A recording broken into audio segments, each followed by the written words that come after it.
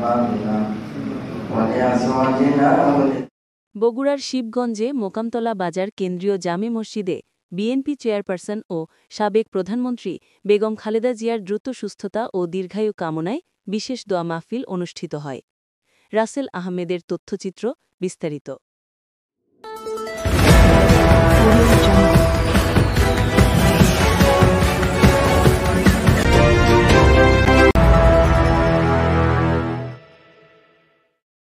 মঙ্গলবার বাদ মাগরিব বাংলাদেশ জাতীয়তাবাদী মৎস্যজীবী দলের উদ্যোগে এই দোয়া মাহফিলের আয়োজন করা হয়।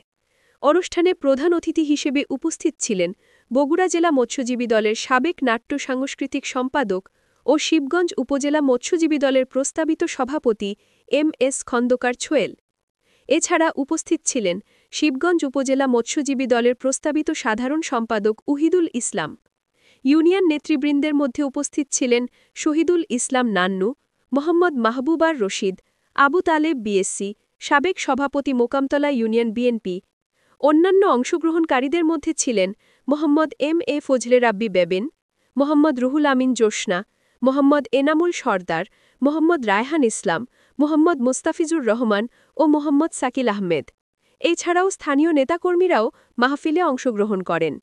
দোয়া মাহফিল সবার আগে সর্বশেষ সত্য সংবাদ জানতে চলনবিলের সময়ের সাথে থাকুন। চলনবিলের সময়, সময়ের প্রতিচ্ছবি।